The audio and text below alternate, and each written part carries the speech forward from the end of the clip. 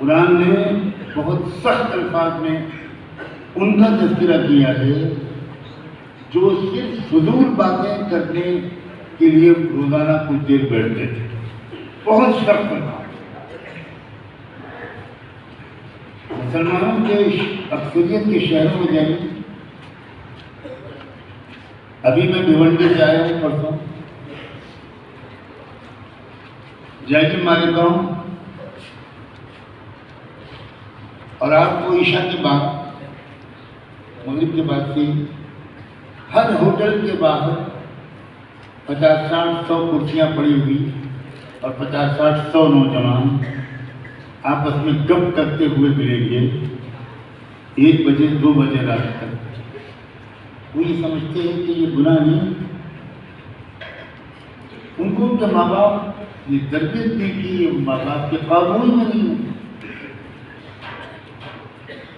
عشاء کی نماز کے بعد سخت مجبوری کے بغیر دینی گفتگو کرنا بھی مکروہ ہے اور بعض فقہا کے نزدیک حرام ہے. دین اسلام پھر میں سینکڑوں بار کہتا ہوں کرتے پاجامے اور ٹوپی کا نام نہیں ہے. اسلام میں ڈسپلن سکھاتا ہے. اسلام میں زندگی گزارنے کا طریقہ ہے. میرا جی چاہتا ہے صرف وہ لوگ بیعت ہوں جو یہ پورا اسلام سیکھنے کا ارادہ کریں اور پھر وہ سیکھیں, وہ پوچھیں, وہ دوڑ دوڑ کے آئیں,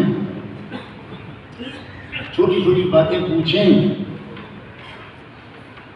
لوگ آنے کے بجائے یہ کہنے کے لیے آتے ہیں کہ حضرت ہمارے یہاں آ جائیے تشریف لائیے, کیونکہ جلسہ کھیلنے کی ہم کو عادت ہے. یہ کھیل ہے, جلسہ ہر جگہ جلسہ. خدا کے بندو سنجیدہ بنو.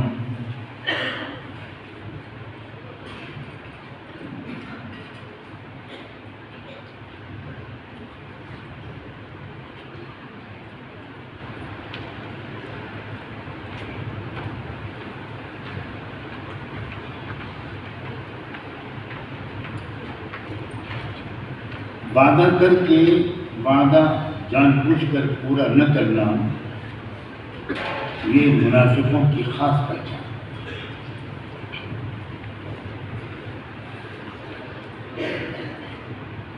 سورہ توبہ کا ایک نام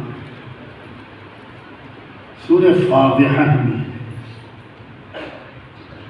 ہو سکتا ہے آپ میں سے اکثر علماء نے بھی کئی بار یہ نام سنا. فاضحہ کہتے ہیں پول کھول دینے والی صورت, رسوا کر دینے والی صورت. سورہ توبہ میں مدینے میں ان مسلمانوں کا پول کھولا گیا تھا جو اللہ کے رسول کے پیچھے نماز پڑھتے, حضور کے ہاتھ پر بیعت کرتے, لیکن غدار اور منافق تھے. مخبری کرتے تھے, شکایتیں کرتے تھے, پھوٹ ڈالتے تھے مسلمانوں میں. جب کوئی تقاضا ان کے سامنے رکھا جاتا تھا تو جان نکل جاتی تھی, بہانے بناتے تھے. اور یہ اللہ کے رسول کے ہاتھ پر بیعت کرنے کے بعد کی حرکتیں کرتے. تو بیعت ہونا اور جتنا مفید ہے اس سے زیادہ ضروری اس کا نبھانا ہے.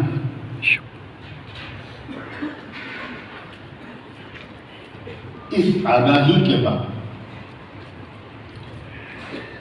میں اپنے بزرگوں کی حکم سے مجبور ہو کر بیعت کے کلمات پڑھتا ہوں. جو لوگ سچے دل سے واقعی کچھ اللہ سے اپنا تعلق بڑھانا چاہتے ہیں انہیں میں اللہ کا واسطہ دے کر کہتا ہوں اللہ کو دھوکہ دینے کی بھی ہمت کریں.